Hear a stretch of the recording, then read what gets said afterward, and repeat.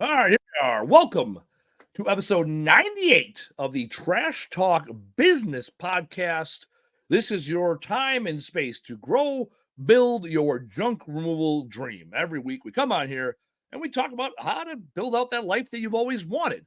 I'm Andy Weins. He's Casey Bubba Lawrence. Casey, you get a fresh haircut? Is that a fresh cut? I did, man. Oh, I saw him yesterday. That is a fresh cut. Trimmed up my facial hairs You too. were talking about growing the beard back out. That was actually the plan when we talked yesterday. It was the plan, but then I ran the plan past my boss, aka wife, and that plan Yeah. just disappeared. Yeah, there goes that plan. All right. Anyhow, I was getting in the intro. That's where we're at. We were getting in the intro. No guest today. You and I jamming. What do you want to hmm talk about today?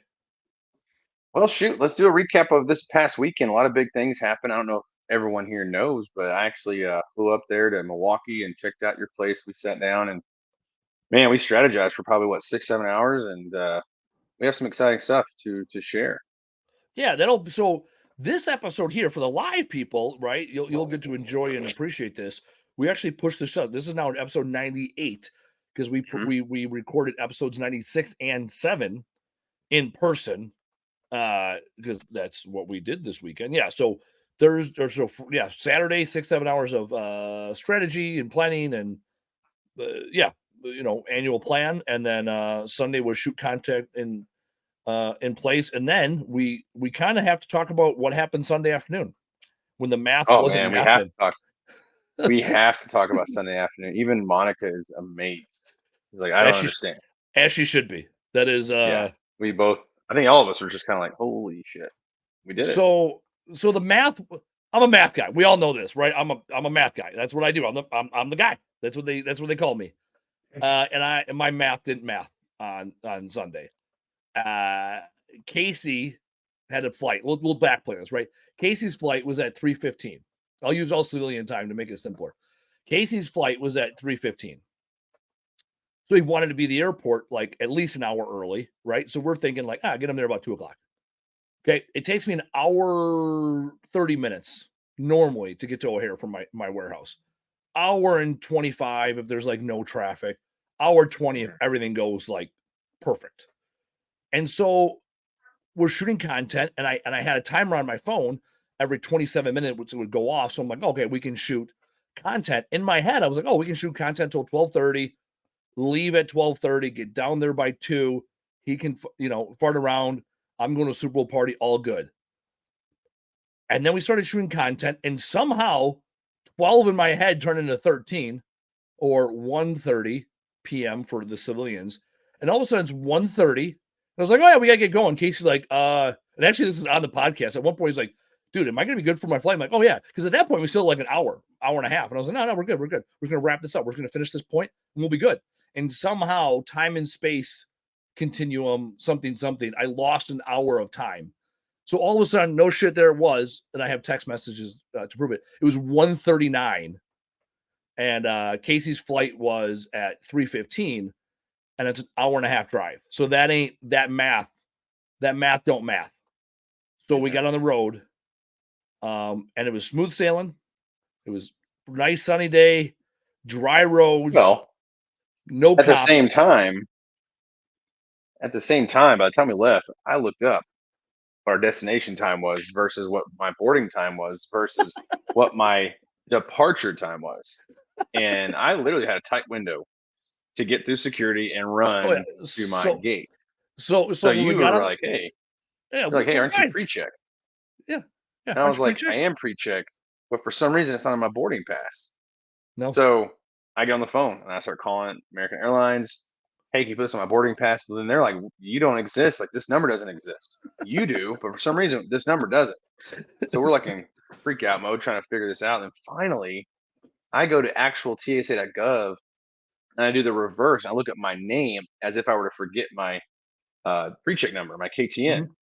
Come to No, find known out, it was traveler. one Yeah, digit no. difference. What is it? KTN with known identification number. Yeah, KTN. known Known travelers traveler number. number. I was like that. Yeah, known traveler Yeah. number. Yep. So like the last digit was an actual. It was actually 6, but they had S. I was Mm. like, this is it. So I switched, updated my boarding pass as we're like, peeling into the gate, Yep. and I get out and I show up to security, And I'm like, there's nobody on the line, which is great, but I have pre-checks. I can just walk through. They're like, well, it looks like your boarding pass says it, but for some reason in our system, it didn't update. So you're gonna have to go through regular security. Oh, I didn't I know was this like, part. oh yeah. So I was like, sweet. So I just start taking everything off like I have to, and taking my tablet out of my bag and you name it. So then finally get everything back on. And I look up and I'm like, all right, what gate am I at? My gate number was K15. I looked up and I was like, oh, there's gate one. Like I'm before gate one, gate K1. So I just had to book it, man. And I got there just in time, got on my plane, looked at my seat. It was between two very large people. Looked at the very back. There was 2 seats open in the very back row. And I was like, I'll take it. Great So yeah, flight. the math of it was 3:15 was the flight time. Our original time on target was 3:05. Which they closed the doors at 3:05. So we would have been getting to the airport when they closed the doors. Yeah. And we got to the airport at 2:51. So Casey had 14 minutes to get front to back. And O'Hare, my best I've done is 11 minutes. So you know what? He had a 3-minute buffer from my perspective. Oh I do man. like the fact as we were pulling into O'Hare, his wife is like, oh, "Are you on the plane?" He's like, "Yeah, no." Like it started boarding Oh, 10 she minutes totally early. doubted And we were us. still, I mean, Like, we were you're not still on gonna the make freeway. it. I mean, we were still like, Yeah. we're not even in the get down in there. She had no faith, no faith. No, But you know no what? faith. She's like, Oh, you're not gonna make it. You might as well just turn around. You might as well just stop and yeah. And get the next flight. mind you, there's a Mhm. flight leaving an hour and a half after. So, catastrophic damage. I mean, you'd have got home at 5:30 instead of 7:30, whatever. It worked out. Somehow we managed to both piss off our women at the same time. She was good. Carolyn was Really? good. She was good. We were good. So the fine was Actually, fine. yeah. The best part was Oh, we're driving and okay. we're talking. We're on our way to a Super Bowl party late because Like I I said, was that's a late. lie, by the way. She's like, the fine's not fine. Oh, she said fine at first. I was like, that ain't fine. But I no, she know. was cool. I wouldn't dime her out. I would just plead the fifth on this. No, she was cool about it. But at one point, like we're like 15, 20 minutes into driving to 15, 20 minutes into the drive to the Super Bowl party. She's like, so you and Casey had a couple uncomfortable conversations you had with your women. I was like, oh, 100%. Yeah. I was like, we took terms. I said, I called you first. You didn't pick up. So then Yeah. Casey called Monica. And then I called you. And she's like, this is why you guys can't be trusted alone. I'm like, oh, yeah, no, I get it. Like, I don't have a lot of guys' weekends, right? We went out, we strategized all day Saturday. We went and got steak Saturday night, played cards, and then shot content on Sunday. I mean, that's guys' Yeah. weekend to me. That's as good as it gets. All Oh right. yeah. So Good steaks. some of you have And now even may better mac noticed. and cheese. Oh my god, that mac and cheese was on point. Shout out Oh, yeah. Omar, my guy. Omar is my new best friend. Omar, he owns Carnivore Steakhouse in Milwaukee, which is the very unofficial sponsor this week. Carnivore Steaks, the best mac and cheese you'll ever have, with a secret ingredient that you got to go there to find out. Best mac and cheese I've ever had. The steak was on point too. Anyways, all right. So from our strategy session, let's get into the meat and potatoes of things. We looked at some things that we're doing different. So as some of you already now might notice, historically, we've only ever had the podcast in the VIP group on Facebook. And we looked at the group, we looked at the offerings. We're like, hold on, why are we not distributing this podcast since we've been going live for the last 20 episodes? What is stopping us from bringing it to a wider audience? And what value can we add to our VIPs in the Facebook group? So that's one of the changes we made. So this is our first week where we are running it simultaneously on all the places, personal Facebooks, and everything else, because the whole goal is to get this information out there and get more audience participation so we can get a more diverse perspective, right? Because a lot of people in the VIP group they own junk removal only. And there's other people that might not be in junk removal and yet have something to add to the conversation. So we're excited to now open it up to Facebook, LinkedIn, personal Facebook pages, all the things. So people can all now hop on and participate as we do these. So give an idea, this is episode 96. We committed to doing 100 episodes 2 years ago. This weekend, we recommitted to doing another 100 episodes between the two of us. Like, hey, this is the plan, right? Continue to add value to the junk removal industry and small business ownership on the whole and entrepreneurs on the whole. So that is why we do what we do. So if you've never tuned in and this is your first time jumping on, we're 98 episodes into it, 96 episodes. No, 90, I keep saying 96. I see the number. 98 now. 90, Yeah. 98 episodes into it. And it's all about making the industry stronger. So, Casey, now that we've chance to digest, what were the top? We talked about this last episode, kind of top takeaways. But how do you feel now that we took the time to invest into the business, if you will? More focused, more confident, and obviously more excited. I think a lot of us, what we do in business, especially, we kind of lead from emotion Yeah. before we lead, with actual statistics or data based decisions. And that's kind of what we were doing at first. We were just like, hey, we like doing this. We don't really know what we're doing, but we like it. So let's keep it Mm-hmm. going. And we had conversations before about why we were doing it. And actually the why hasn't really changed. The why No. is it's twofold. The first reason is we like providing free value to other junk removal companies that we've learned along this awesome road we've been on. And the second thing is we enjoy it. We have fun doing it. So the one thing that we did is we made a plan. We committed to the plan, even though it meant me flying across the country for a day and a half. And then we sat down and we together with our producer Taylor sat down and said, "Hey, let's plan this thing out. Let's see what we actually want to do with this."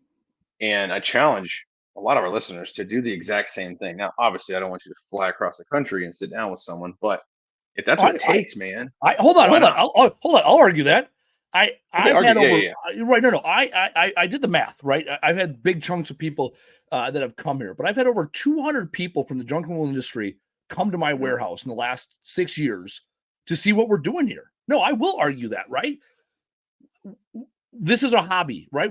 This is what I love about this podcast. I have a full-time career in junk removal. That's how I make my money. This is a hobby. And there's a lot of people out here in junk removal and in entrepreneurship that treat their side hustle like a hobby, right? They don't treat it like a business. They don't have a profit and loss statement. They don't make data-driven decisions, right? And for you and I, we did. The first year we were dialed in. We were looking at the data.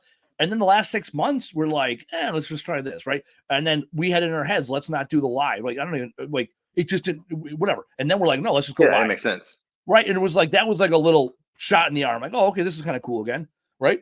But it wasn't a plan. Yeah. It was a temporary fix to a bigger issue. We got stagnant. Yeah. Right. That was it. We were both feeling it independently. And the beautiful thing about us is like, if tomorrow Casey is like, hey, I'm good. I'm done. I don't need to do this. But all right, bet. Like, we're still boys. This is something we enjoy doing because we enjoy doing it. And yet we can also be very honest. This has to be fulfilling to our lives. So by you coming up here and recommitting, and now we're dialed in, it's no different than your business. Businesses get stale. They get stagnant. You have to do a regular pulse check. In our business, every single week at 9:30 Wednesday morning, we have our L10 meeting as part of EOS. And before that, it was a 9 a.m. meeting on Thursdays. Like, we've always had a standing weekly meeting. I have a standing meeting, a monthly meeting for our KPIs. Weekly, we go over KPIs. There are different sets of KPIs. And yet, so real quick, cadence is there. To interrupt you. If you don't know what an L10 meeting is out there, you need to look that up. We can go over that, but you need to look it up because I'll tell you right now, it's probably one of the most important pieces of your business. Yeah.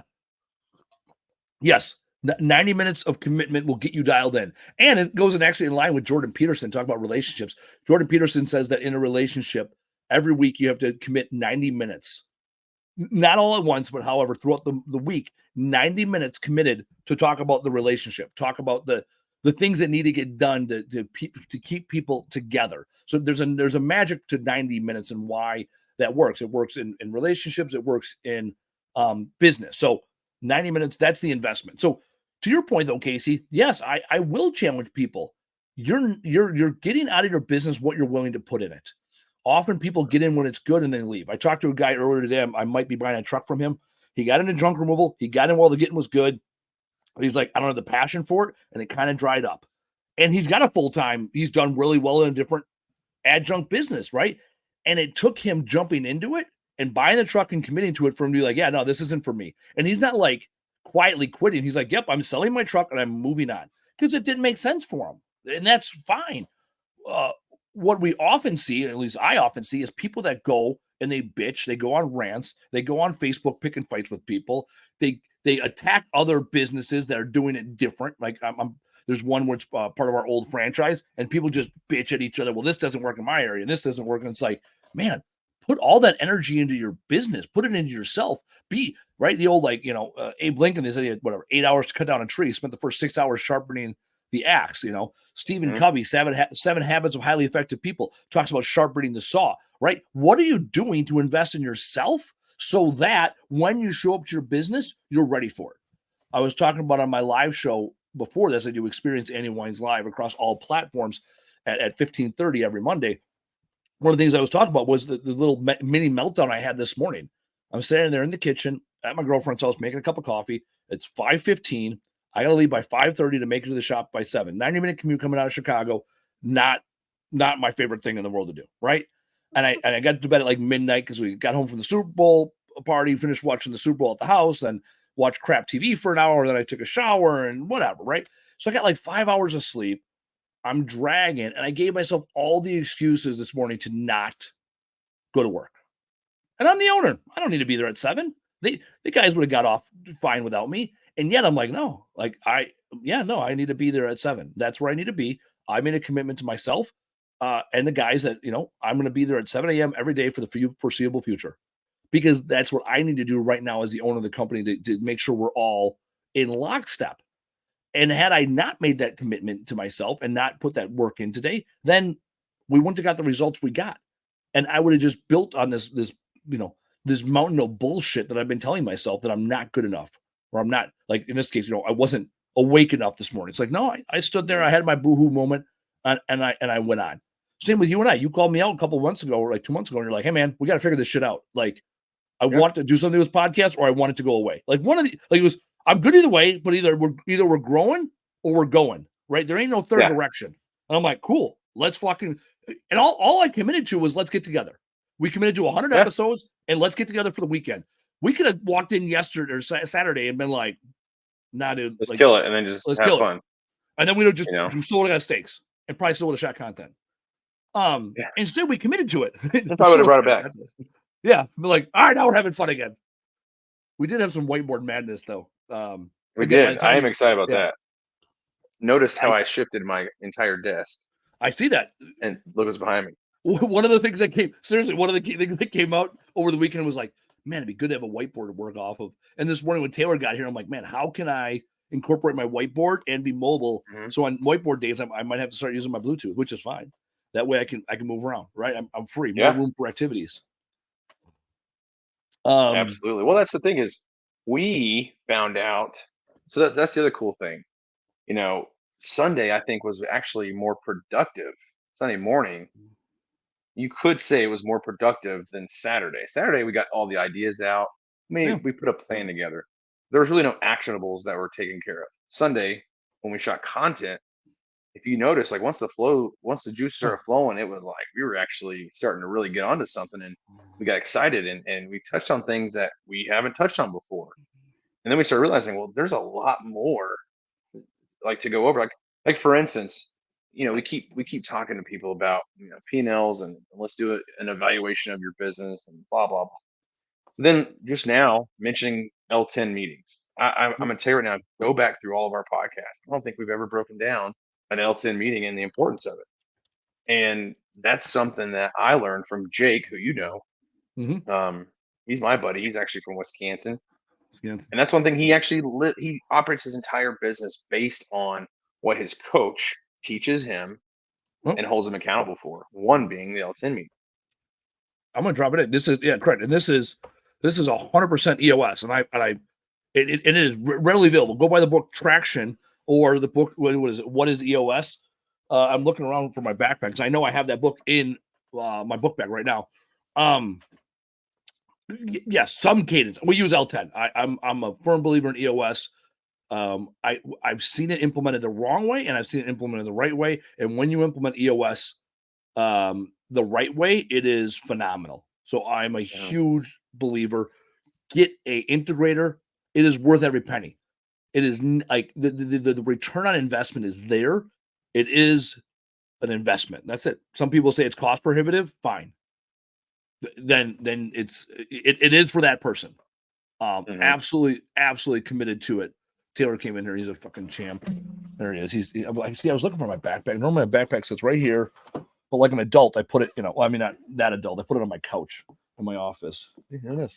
There it is. So this is the EOS Life. That's the one I was thinking of. And then there's another book. Yeah, here. Two of the books in my book bag I carry with me almost at all times are right here. Traction and What is EOS? Or not What is EOS? The EOS Life. The other one is What is EOS? And then Good to Great. Here, these are you want to know what I'm currently reading? Here are the 3 books I'm currently reading. All revolve around EOS. So Good to Great, good book. Traction I read years ago, and now I keep it more of a reference. And then the EOS Life is incorporating all the things that we learn in EOS into our personal life, which has mixed results. Depends if people in your personal life are on board with you and are growth minded, because not everybody is there. Facebook user, old school books, yes, 7 and also 7 Habits. People often ask, like, "Hey, what are the best books to read?" It's like, man, whatever tickles your fancy. I'll tell you what slaps for me. 7 Habits of Highly Effective People, EOS, Traction, Steal Like an Artist. I'm looking at like, what are the books do I have within arm's reach? Steal Like an Artist, the whole series. Keep Going, and Don't Sweat the Small Stuff. Yeah, Show Your Work, right? Which is which is similar to Show the Fuck Up. So these 3 books I read in 3 days. And these are good ass books, and I'm not sure why they're here. And they're here. And also, I have a copy of my book, Words Fucking Matter, that has turned into my second coffee coaster. So I have 2 coasters, and when I take the lid off, I put it on top of my book. So now my book is all full of coffee juices. Eat Myth, good book, also Facebook user, whoever that Facebook user is. Taylor will tell you how to be more than Mr. Facebook user. All right. So we covered L10 meetings. Well, we didn't cover them. That's a topic for another day. The other thing we're actively doing right now is want to know from you guys, what topics do you want us to cover? We want to really solve a problem for a business every single week. We love sitting here and bullshitting. However, there you go. Justin Waltz, always. Justin Waltz, one of these days he's going to join us randomly on a day. We'll see if he's got time today to jump in. I want to hear his thoughts on the industry, because I heard some thoughts on I heard thoughts on the junk and roll industry recently. I always want to hear his perspective before I give mine, in case mine comes from a narrow-minded or uneducated perspective. Anyhow, all right. Taylor stepped out. Casey stepped in. I was going to ask Taylor to join us anyways. Taylor, are you in a good place to join us? He's texting and commenting. I want to hear what Taylor's thoughts were on how the meeting went yesterday. Taylor's our producer. And the reason behind it is, behind every company, you got to have someone that's feeding you information, feeding you with new ideas, also keeping you honest and keeping you humble. And so whether it's your business coach or a mentor, you need somebody that's going to be there and have your back and keep you in line, because they're coming from a place of expertise. You know, we talk about data-driven decisions, and one of the places you can get data from is from people that have been there and done that, or in like Taylor's case, someone that has expertise in podcasting because he's been doing it. And you could even go as far as saying someone that's not biased, who has no interest, as in, if you pass or fail, it doesn't affect them that much. Like a coach, the reason I like coaching and consulting is because I have a third party telling me, even though it's probably stuff I've already heard before, I'm hearing it from someone different. And great, and also someone that don't have a vested interest. I mean, that's really the thing. It's a vested interest piece. Oh, there's Taylor. Lighting looks fantastic here. Oh my God, yeah, he is. You are washed out. That is natural light at its best. You're fine as long as your audio is good, right? All right. You know, he is in he's in our old war room in our warehouse. Which there we go. I fixed a little bit. There you go. Still washed out. He's in our old war room, which is also our like our quasi living room. So, how did you think? So Taylor hasn't even seen the content we already shot. What did you think about? No, I got to check the recording. Yeah.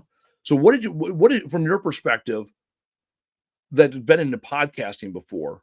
What are the things that are working for us? What do we need to work on to be better advocates for the industry, better podcasters overall? I think one of the things, you initially started out by saying, you wanted to become industry experts, and having a podcast and continuing the podcast is one of those major things to just being more present in the industry, improving the industry, helping people. Yeah, I think the meeting went good on Saturday. There's a lot of things discussed, and you guys came back and you settled back on that why again. And Yeah. there's far too many podcasters who go like 3 episodes in and are all like, I don't want to do this anymore. Oh, I'm done. I'm not getting what I'm wanting out of it. And it's like, well, what the heck are you doing this for? You think you're going to get 1,000 downloads first right off the bat? You know, committing to a podcast is a longer term strategy that has longer term payouts and benefits from it. So if you're mad that your lead gen podcast campaign ain't working and it's not booking you 20 clients a day, well, then maybe you put in the wrong equation, Yeah. and now the result is incorrect.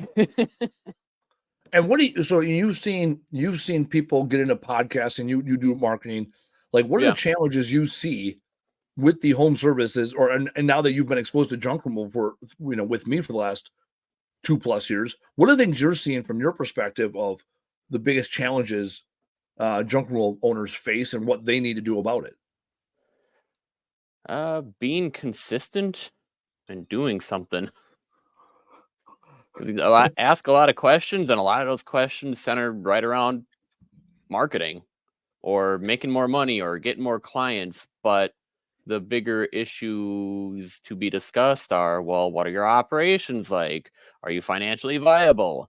Who do you got covering your butt for insurance? How about for legal? Taking a better holistic approach to it. Yeah, no, That's what I'm no, saying. yeah, no, and I agree. That's one of the challenges I've seen. A lot of small business owners, right? They get into it, and then you don't know what you don't know, and then often you get bit in the ass because you didn't do what was necessary. You did what was right in front of you versus what's 10 steps down the road. Or they Especially, you bring up, burned out because they just spun off 10, 20, 30 different ideas and never really committed to like a solid, EOS system and figure out what are those 3 rocks that I need to work on this quarter. See, I'm Oh, yeah. already speaking some of the language. Yeah, no, it is the flavor of the day. And I was Yeah. guilty of that. I was guilty of flavor of the day. That's one thing I'll say we were pretty good about the podcast. We've been very consistent. I said I didn't want to miss a single episode. That was my one thing I said to both you guys when I first started this. Like, whatever we do, we cannot miss a single week. And so we did some things, some strategy wise. We doubled down on some episodes we recorded, and with like a 6-week lead time at one point. And yet we've never missed a Monday posting. Every Monday we've put out new content. And then it's okay, what else can we do to add value without taking away what we've done? Where we went sideways or where we did not stay on track was having consistent meetings about on the business. And that too it's something that junk removal companies and companies on the whole, corporate America, I would argue, has too many meetings, and small business doesn't have enough. I'll see we're not. both. That's true. Yeah, people aren't talking about the things that need to get talked about. Even now, I had a question for my guys that came up this morning. I was like, you know what? I told Mike, I said, put it on my issues list for EOS, and we'll discuss it on Wednesday. Like, it needs to be resolved by the end of the week. It did not get resolved. Need to get resolved Monday morning. We got jobs to do. We got things to bang out. So when I put it on the agenda for Wednesday, I know it's out of my head. It's compartmentalized. It's where it needs to be, so we can discuss it and give the right amount of time and attention when the time and attention are shared by all. And I mean, that's consistent when we talk about our podcast. It's like, hey, this is your 1 hour a week to take a step out of your business and think about your business from another perspective, whether it's mine, Casey's, Taylor's, or any guest we may have on. What's another perspective that would add value to your current business and what you're already doing? Yeah, improving the industry and then just being consistent. Those are the big two. Yeah.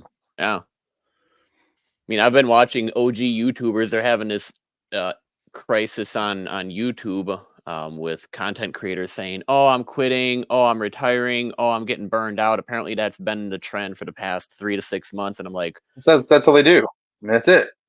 Yeah. Yeah. It's like, and what was so more people. So there's a natural attrition of YouTube content creators leaving. Yeah, and either like the creators who didn't either understand what they were going for, or they were going for something different and their values didn't align, or they've done enough that they put a cap on it and they're done, or in Rhett and Link's case, because they're one of the first YouTubers to come out, they said, no, we're still going. A matter of fact, they had a video over the past weekend where they said, we started Good Mythical Mornings. We were starting to get up there in attention, and a whole bunch of people were paying us big bucks, that we figured, well, let's start writing scripts and TV shows and maybe some movies and start pitching them to producers. And they kept getting, kickbacks from the producers saying, nah, this ain't good. Nah, the timing ain't working. Nah, this ain't good. And they kept getting frustrated because they're like, well, these ideas are good. We want to run with them. So they said, you know what? Screw it. We're going to make our own. We're going to go all in on us. Well, and that's the thing. I mean, if you look at YouTube, it's like, let the people decide.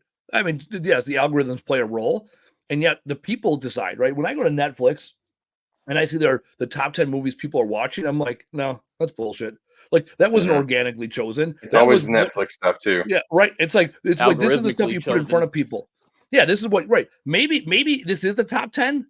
It's also because you put it on you put that as the featured thing of shit we're they watching. paid for that spot. They paid they paid the producers a couple more dollars to go put it up there and say, yeah, put it number 2 for like 3 weeks or something. Yeah. I don't know.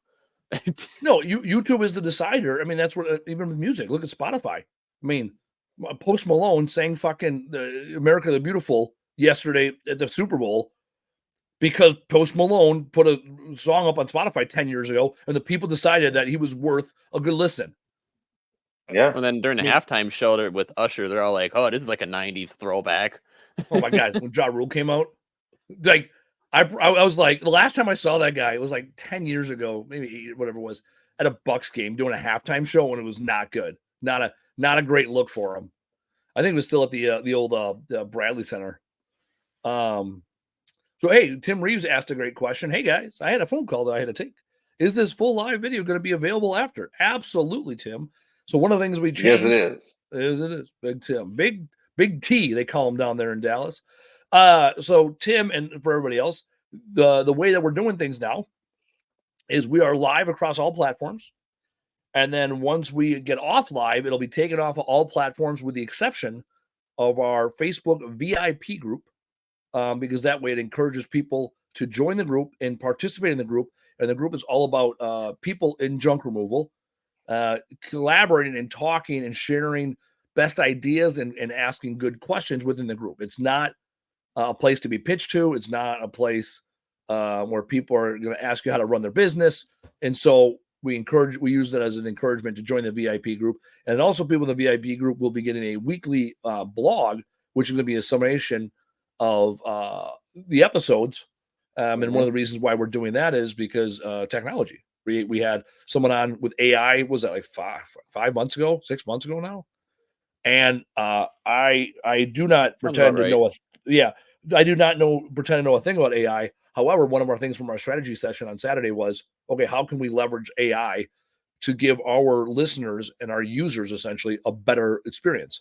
And so we know that there's some people that take in information by reading it, and we didn't have that service offering for them. So now we're going to have a weekly blog pushed out to everybody, summarizing the episode. That way, if someone's got 5 minutes, they want to read it on the shitter, that's good to hook. Get the highlights and move on with your day. Or they're stuck in a truck. Or you're stuck in the truck. Get out of the truck. You're sitting there at the transfer station. Yeah. So anyways, there is another thing. So you're right. Again, this wasn't even on Saturday. It's all in your business. This wasn't like this big complete overhaul. It's not like we're dying here. It's like, well, no, we want to be better. We plateaued. We were consistently hitting the same numbers week in and week out. And so now it came down to how do we grow without a complete overhaul? And it was a couple minor tweaks. And I would argue to people in their business, look at some of your pain points and solve one a week. Solve one major pain point a week. And you have 50 new processes in place. And if one a week's not enough or one a week's not feasible, do one a month. That's 3 a quarter, 12 a year. Those are your rocks. Those are the big ones, right? But knock those things down. So next week we have, I always joke with my girlfriend when I hear her or the kids complain about something. I'm like, this ain't changing. Find something new to bitch about, right? Find something new to fail at, right? If you're going to complain or you're going to fail, make it novel every week, right? Don't be failing or bitching about the same thing all the time. So there's then one day you wind up with the light bulb. Well, exactly, 1,000 tries to get it wrong once or get it right once. Yeah. Also, Edison, also Edison was a dick. Stole a bunch of patents from tons of people. Try to ruin Yeah, Tesla's but name. isn't that the American way now, right? Oh, 100%. Yeah. No, he's still a dick. And Tesla didn't get his due until he was dead.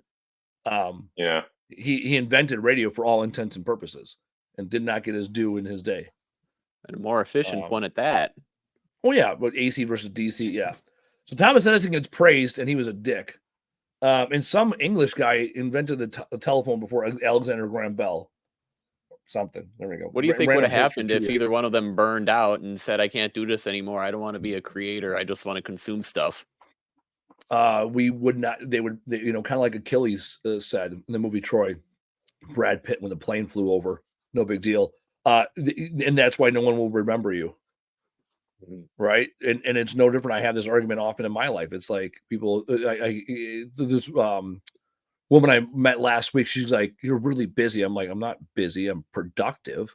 She's like, well, why do you do all these things? And I go, because I want to be remembered. I want to have influence. I want to have impact. Right. For the people that say I'm too busy or I'm doing this or come up with excuses, no one will remember them. And if you want to live an unrememberable life, that's a choice. I'm choosing to do different. Even one episode of this podcast at a time. We are choosing to do this, give of ourselves to give back to the industry, give of ourselves to get more out of life, give of ourselves because we see the greater good in the world. That's the overall message here, right? It's not about humping down the stairs. It's not about a P&L. It's about what can we do as individual humans in this world to make a greater impact. And if your goal is to make a greater impact so you're remembered by your children, do that fucking thing. That's it. That's your why. To me, I want to have an even greater impact than that. That's why I wrote a book. That's why I do this. That's why I write the blogs, right? I still handle my business. I still, pay my bills and make my money and pay my taxes and do all the adulting things you need to do. And I choose to give more because I got more to give. And that's the challenge with whether it's YouTube creators or people that do junk removal. And it's more fun, more interesting for them to play video games instead of looking at the profit and loss statement. They spend more time on TikTok than they do on LinkedIn. Those are choices. I think that those are micro choices. I think that goes to something that Gary Vee said, which is, people are all like, oh, y'all talk about the side hustle and wanting to do that. Is this something I should really turn into a business? And I think I'm recalling one conversation where he was like drilling this kid. And he's like, well, it sounds to me like you're not really committed. Like you want to take a bit. Well, then just leave it as a hobby and leave it at that. That's fine. You can have fun. You can have your enjoyment with your hobby. That's fine. Everybody has one. And then for your income, it can be something else. But if turning into a full-time job is going to kill the fun, the enjoyment, then maybe you didn't have a strong enough why to begin with that obviously will ultimately get battered around. So, just keep it a hobby. And how long have you owned your business, Taylor? Oh, it's been on and off in many years as various different flavors, but marketing of some sort. Freelancing since 2006, turned into a business in 2018. So when was the last time you had a job? 18? Yeah, probably about then. Yeah. Well, I mean, look at that. Like you did freelance shit for 12 years on and off. Yeah. Right? So that for the last 5 years, you haven't had a job. 6 years. I got a taste of it long enough that I enjoyed it for long enough and I felt I could tolerate it long enough. And I'm like, okay, I'm all in. Yeah. Well, I remember maybe that's the difference. Well, I remember I had interviewed you for a job that was like somewhere between full-time and freelance and gig work, and it didn't work out. And then I hit you up like a couple months later. I was like, hey, I want to do this. What are your thoughts? And then that's when maybe that was me sending you a message saying, how serious are you about the podcast? Because you can either go or not. What do you want to do? Yeah, no. I knew I had a short list. It was you and this guy Elsie in Milwaukee, the mayor. And Elsie's a good dude. Really, what it came down to was I didn't want to travel. I'd done podcasts in the past where I've gone to studios and did them, and I am best when I'm sitting here on my own computer. I know where my files are. I can look shit up. I'm in my own chair. I got where my coffee maker is, like all those things, With the exception of the Jobber podcast that flew you out there that was something different. Oh, here's the deal. You wine and dine me. Let me tell you something. You wine and dine me at the Win. I'll come. That was that is a little bit different. Actually, the first time we shot them, we were in Nashville. It was a nice hotel, and yet the place we recorded was it was like a regular ass studio, and I was like, oh, this is cool. And then they stepped up their game, the last Jobber podcast, and we had like a full-on studio, and it was awesome. And yeah, they're also a little bit different. It's being a guest is completely different than hosting. Being a guest, I kick my feet back. I love being a guest on a podcast. I prefer being a guest over being a host every time. Like being a host to me in a podcast is a lot more challenging, right? Asking good questions, keeping the audience engaged, understand what the audience wants. Being a guest is simple. Show up, fucking throw some questions my way, and let me speak my perspective. Yeah. So that's Casey, my when you take. get to be a guest on a show, Well, it depends on what show. Dr. You know, Phil, Dr. Phil. I don't know. We'll see what happens, man. see, Maybe I'll shoot him a text real quick. But hey, be a guest. no big deal. Casey did a gig with Dr. Phil a couple weeks back, and now they're best buds. You know, no big deal. No, not Dr. Phil and I, but Yeah. there's a connection there. I'm working on it. Made friends. Sure. Friends. Casey's made definitely Casey is the friends in high places kind of guy. Actually, if you get a text message or phone call from Casey in the near future, he is actively recruiting guests to be on the show. So that means we think you're fucking pretty badass, and we want you on the show. And that was one of the Justin things that we Waltz, if you're discussed. still watching, you need to answer my last text, man. You need to hook it up, sir. Thank you very much. It's just an introduction, Justin. Come on. We do that. We need to have Justin back. We need to have Justin back on. Justin has a lot of value. Someone asked for Russ Berry, who's been on. We'll have him back on the show. Andy Barton's got a quarterly time. You know, we'll bring back the goodies. You know, that's the goal. You know, we need to also bring back Tracy because technically both his episodes That is did pretty 2-year well. check-in.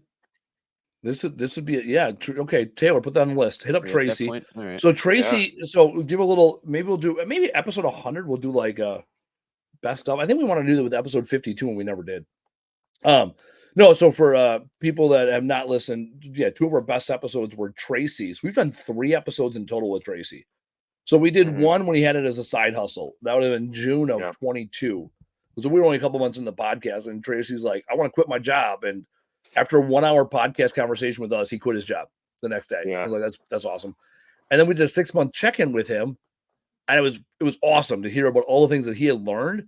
Because 3/4 of them, it's like, you got to learn it that way. Like, you know, you don't know what it feels like to underbid a job until you underbid a job. And you can get all the advice in the world and you're still going to fuck it up. And then we did a 3rd episode right away. We started talking about demo because he was learning about demo and getting into demo. And a lot of junk removal companies want to get in demo as a adjunct business. So we had 3 great episodes with Tracy. Yeah. I'd be very interested to have Tracy back on. There we go. Tracy, Russ, Justin Waltz. All-time classics. The classics. We got, so you got to play the cuts. Play the cuts that people want to hear. Yeah. So real quick, I actually erased this off my whiteboard, but it goes back into marketing. So some of this that we went over on Saturday, we noticed that a lot of, and we're going to do another poll now that we have the main page. Let's put it on the main page. But we do want to know what y'all want to hear. We want to know what your questions are, what you'd like to, what kind of show you'd like to have. If you wanted an entire show committed to, marketing, then we can do that. The problem is when we asked, hey, what do you want to hear? And a lot of y'all said, different ways of marketing or the new whatever for marketing. Well, that's great. The problem is you have to stay in your market to market, right? As if that makes any sense. Because I actually drew this thing on the board for my wife's business. And I think a lot of people get confused on what marketing really means. And the one thing I didn't know a couple years ago was marketing is not advertising. Advertising is a spoke of the marketing wheel. Or more ways to get more money. Absolutely. Yeah. So, what I did on here, and I can do it right now, but pretty much I just drew this diagram that had everything leading to something new and how you can track your marketing and how do you figure out the cost benefit, reward for marketing. But anyways, if you want to hear more marketing stuff, that's great, but be specific because we've had people come in and say, hey, I have 3 billboards. Why are they not working? Well, you're a year or 2 in. billboards have to be a byproduct of your brand. They can't be the only way of getting to know your brand, right? If I see a billboard of Coca-Cola, I already know what Coca-Cola is. It's just reminding me, hey, I should probably go get a Coke. If I see a billboard for, Andy's junk removal, in Wakushi Kabata, whatever, Wisconsin, I'm like, I have no Was idea. that I've never supposed to heard be? of that. Was that supposed to be So Wauwatosa or Waukesha? yeah, I there mean, it is, Wauwatosa. It sounds about Wauwatosa. right to a name that could be one here. It sounds exactly like a name that would be in Wisconsin. Wauwatosa good. But the point is, Yeah. it's all about how you market. And if you market the wrong way, of course, it's going to be a waste of money in your head. You're going to think, oh, I spent all this money for no reason. That's also the good thing about starting a business is in the very beginning, you spend all the money, right? You make these bad decisions because you don't know any better. But by the end of the first year, now you know what to do. So just, going forward, just remember, if y'all have any questions you want us to do something to show you something, just let us know on either on these episodes, shoot us an email. But marketing is definitely going to be on the list. We're going to get in depth with marketing. We're going to start getting in depth more with data analysis. Mhm. I mean, hell, what do we do on the board? What's the one thing we do on the board? We looked at the whole market share. It's a $10 billion market, and we broke it down. We broke it down all the way down to how much market share you have in Andy's city, right? We're like, based on the most, I guess you could say, the closest estimated numbers, we pretty much figured out his market share of Milwaukee, and it's really cool to see that. So we're gonna be doing more of that. Man, I've been in the business long enough to know when it comes to marketing, there's a certain way to start. You'll make Yep. mistakes along the way, and then you keep on growing. And then you'll have a certain point you'll reach, like you said, Casey, where you can finally then saturate your market. But it has to be done in the right order. Marketing is simple. It is simple. Yeah, it is simple. It is consistency over time. That's the key to Boom. marketing. The challenge, again, we've probably said this fucking 20 times in 20 different episodes. Consistency over time.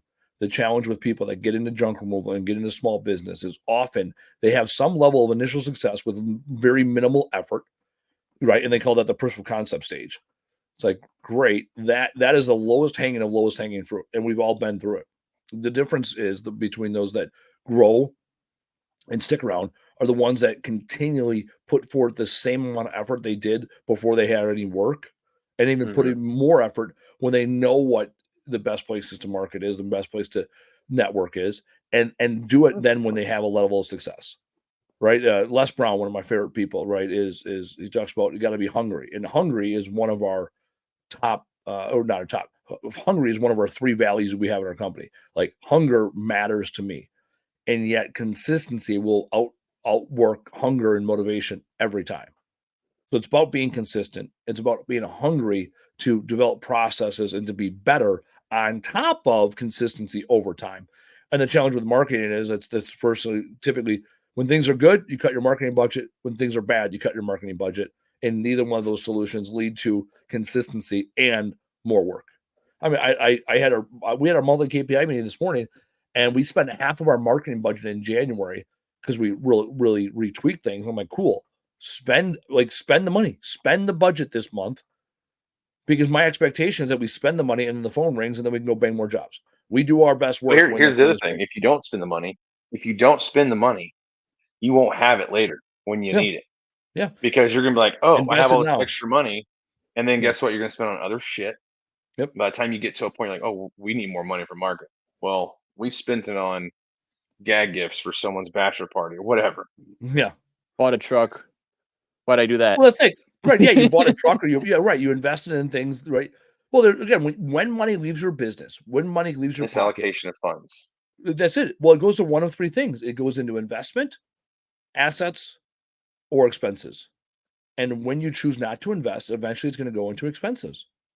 And that's whether you're investing in people, investing in marketing, right? Those are the expectations. When you spend the money, it frees up your time or go get you more money.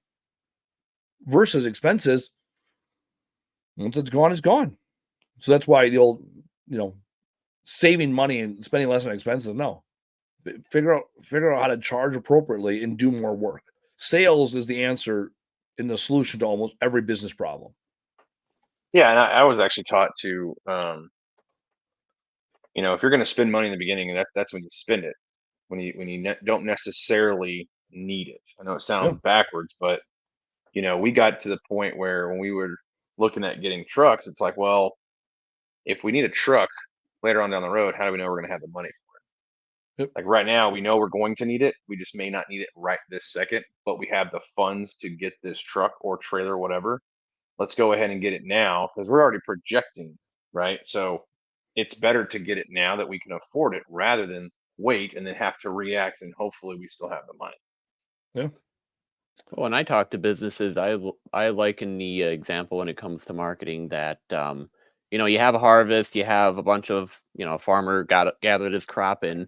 Well, there's a portion of that you save to replant for next year. Don't go eat that. Yeah.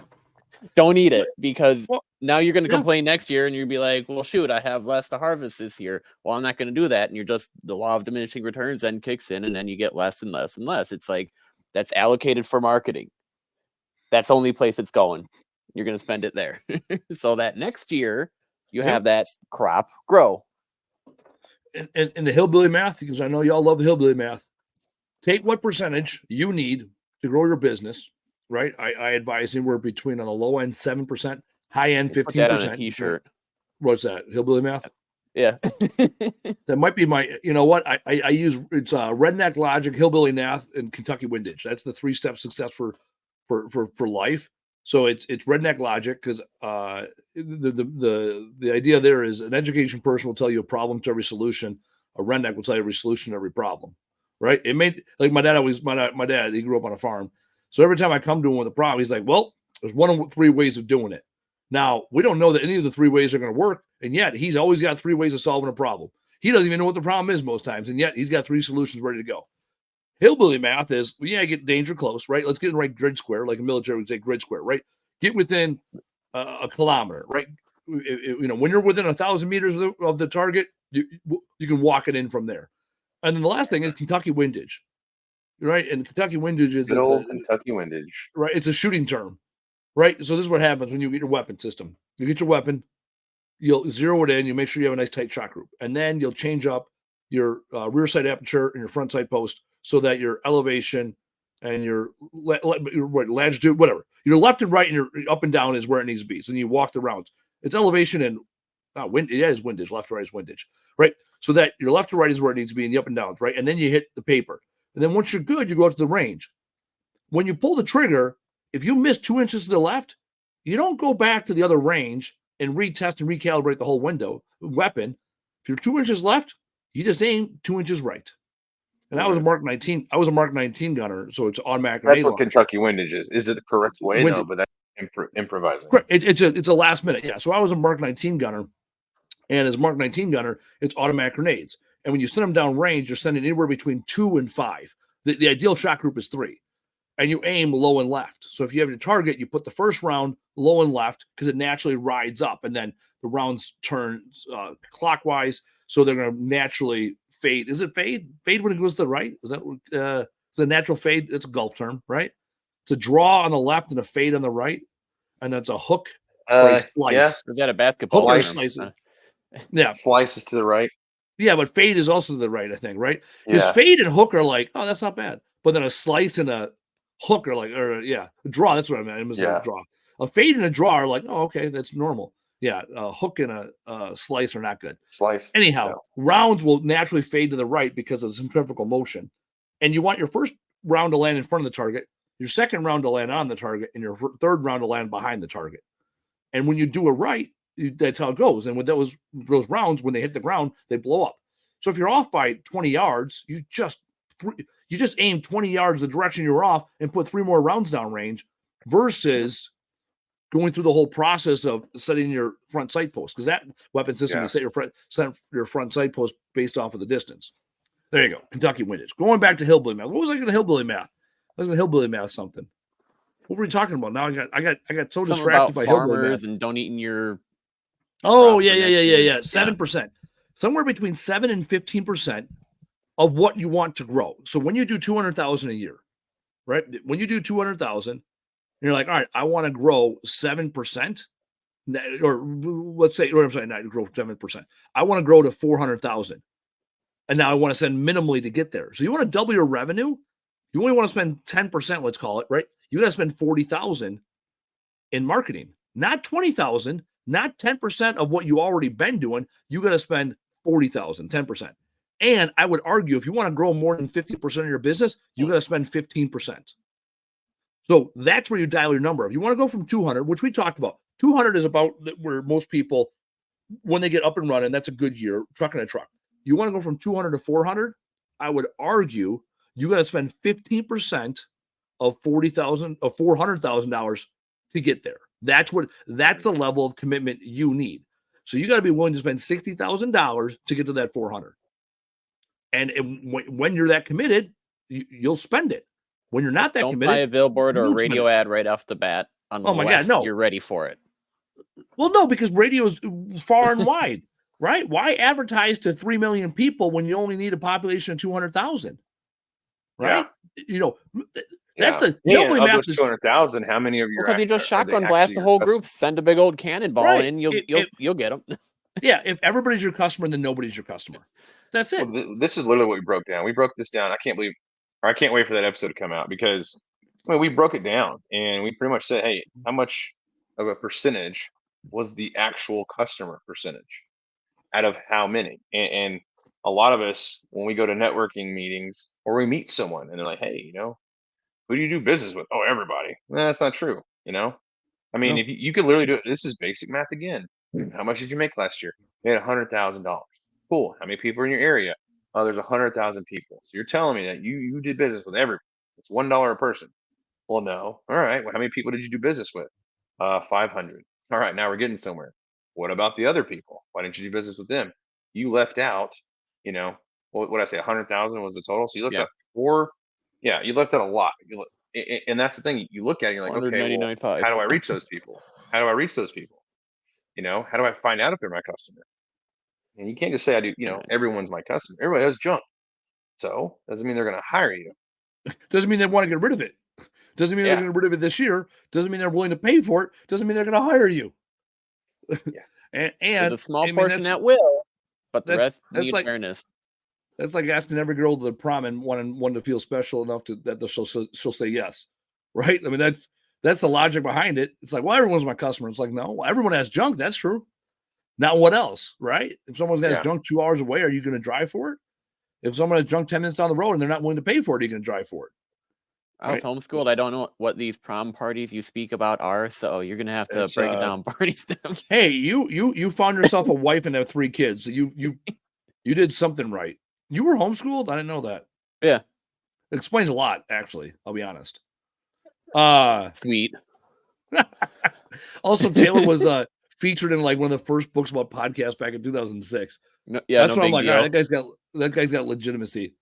Casey had never met him before this weekend, so it's like also proof that virtual people can work. He's taller in person than he is on the show. Yeah. Casey's 6 foot, 200 ish. Casey's a full size man.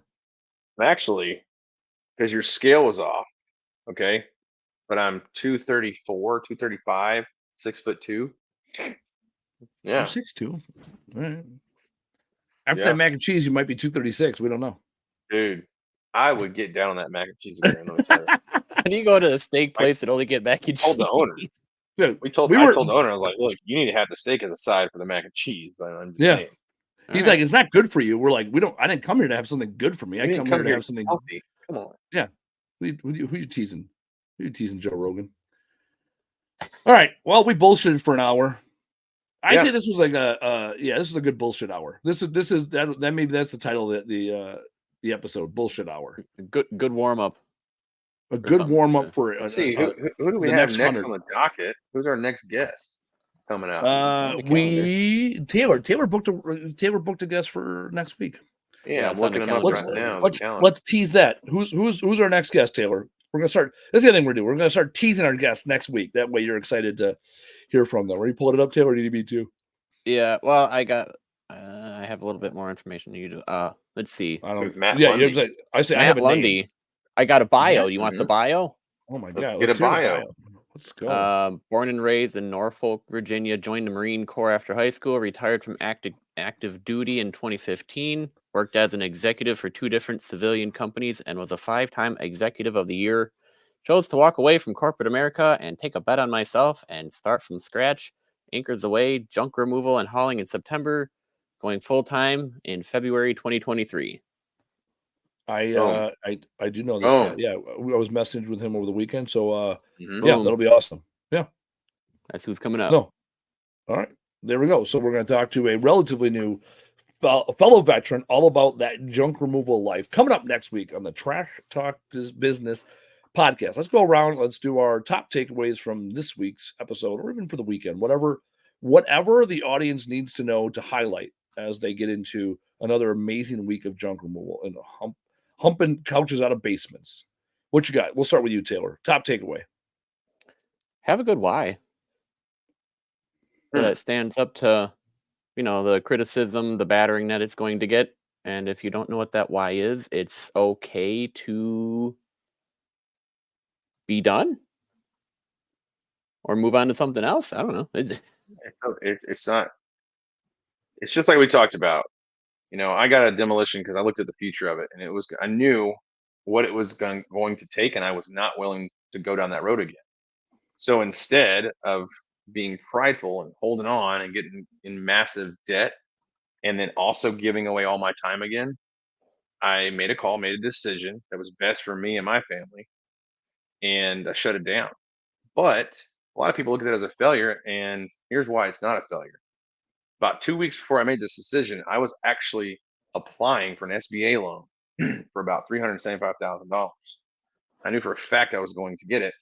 I also knew that the rate was super low, but it was an adjustable rate. If I would have taken that loan, fast forward to today, I'd have been out of business, upside down as a motherfucker. So go with your gut, but also if you have a why for you and your family, man, just stick to it. And sometimes it's not gonna your answer is not gonna come right away. Right. Sometimes you have to fight for it, but it's no big deal. Well, and I've spoken to enough businesses who've expressed, similar frustrations, and I take it back. Ironically, well, not ironically, Andy, you've said it enough. You said you don't see it as a failure; it's a learning experience. Yeah, I mean, failure is first attempt at learning or first attempt in learning. I mean, that's it. I don't, Right, you're learning. So I don't think you made a bad Yeah. decision if you go into junk removal and then get out of it because you're burned out. You learned something. So Also, yeah, it's also not a question of good or bad, right? It did it work out the way you anticipated? Yes or no, right? Because good or bad are subjective. And I guess that's going to be my top takeaway. It's all a matter of perspective, right? It is when you own your perspective. Once you say, hey, this is what I want out of this world, and this is what I'm going to go and get after, you get after it, right? We took the time this weekend to reestablish our boundaries. That's what we did. We get to decide what the rules are for life, and we get to decide what our boundaries are. We get to decide um, what we want and how we're going to get it. And then over time, we got to work on ourselves to achieve those things. And then we choose who's going to be on this journey with us.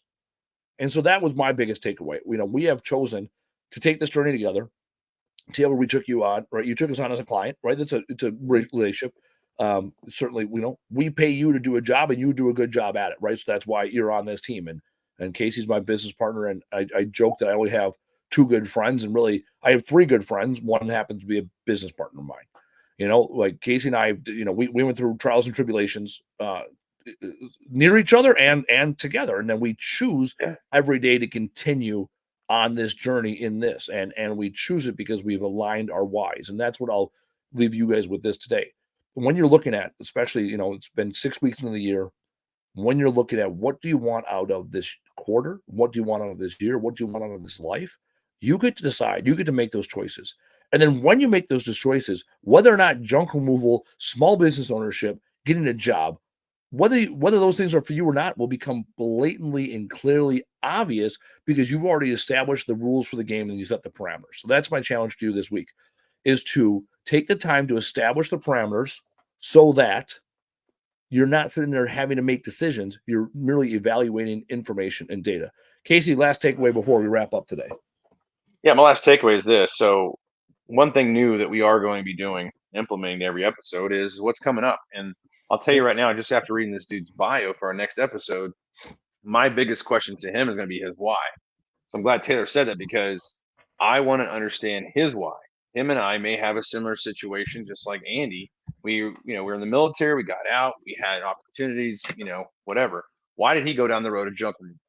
And the cool thing is, this is a good example of what next week will be. It will be with a very new junk removal company, and we'll learn his why. We'll also see where he's at in the business and the industry, get his take on that, and then it's also going to be sprinkled with other episodes coming up that are going to be with industry experts, right? Or great resources for the industry. So buckle up.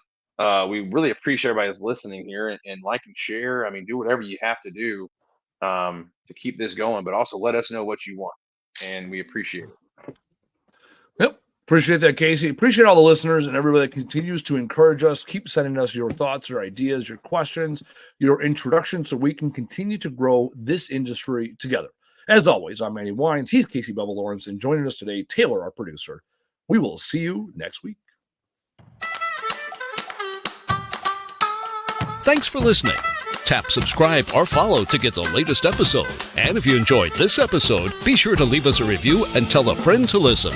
To learn more, visit trashtalkbusinesspodcast.com. Bye now.